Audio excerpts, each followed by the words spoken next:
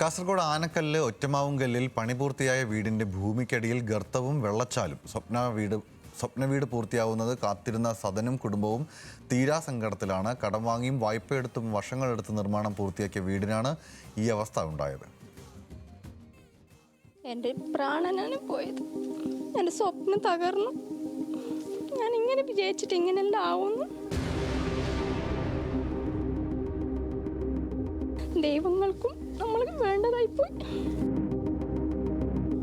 ഉറുമ്പ് കൂടൊരുക്കും പോലെയാണ് വർഷങ്ങളായി കൊച്ചു സമ്പാദ്യങ്ങൾ ചേർത്തുവച്ച് കാസർഗോഡ് ആനക്കല്ല് ഒറ്റമാവുങ്കലിലെ സധനും കുടുംബവും വീടെന്ന സ്വപ്നത്തിലേക്ക് നടന്നുകൊണ്ടിരുന്നത്.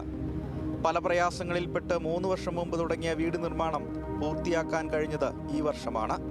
ഈ മാസം ഗൃഹപ്രവേശം നിശ്ചയിച്ച് ബാക്കിയുള്ള പണികൾ തീർക്കാനുള്ള ശ്രമങ്ങളിലായിരുന്നു.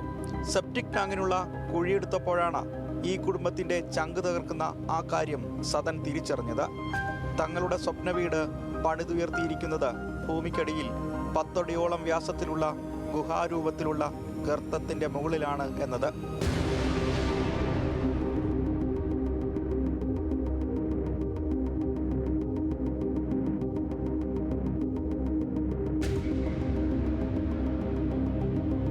അപ്പോൾ 28-ാം തീയതി ഞാൻ കുടികൂടാൻ വേണ്ടി തീരുമാനിച്ചാണ്. അപ്പോൾ അല്ലെങ്കിൽ ഇപ്പോൾ ഇവിടെ പണി ഏകദേശം തീർന്ന് അതിനുള്ള തിരക്കിലായിരുന്നു. ഇപ്പോൾ അതിന് കുറച്ച് ബുദ്ധിമുട്ടാണ്. പിന്നെ ഈ വീട് മൊത്തം ഇല്ലാതെ അതിൻ്റെ മുകളിലാണ് ഉള്ളത്. ഇവിടെ കുറച്ച് ഭാഗം അതിൽ പെടാതുള്ളൂ.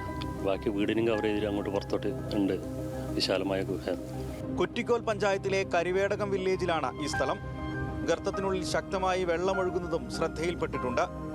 ഈ വെള്ളം വീടിനു താഴെ 150ഓളം മീറ്റർ അകലെ തോട്ടത്തിലുള്ള ഒരു കുളത്തിലേക്കാണ് ഒഴുകിയെത്തുന്നത്.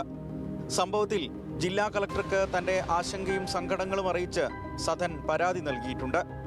ജിയോളജി വകുപ്പിന്റെ പ്രാദേശിക ഉദ്യോഗസ്ഥരെത്തി പരിശോധന നടത്തിയെങ്കിലും നിഗമനത്തിൽ എത്തണമെങ്കിൽ ഉന്നത ഉദ്യോഗസ്ഥർ തന്നെ സ്ഥലത്തെത്തി പരിശോധന നടത്തണമെന്നാണ് പറയുന്നത്.